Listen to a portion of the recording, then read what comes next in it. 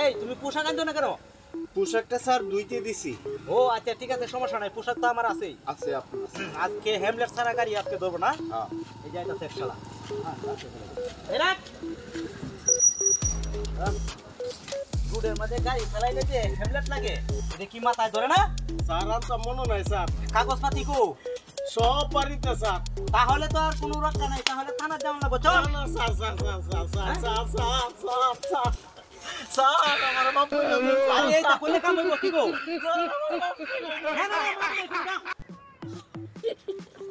আচ্ছা ঠিক আছে, এই যেহেতু পাওয়ার দশে তাহলে তারা মাফ করে দিই না?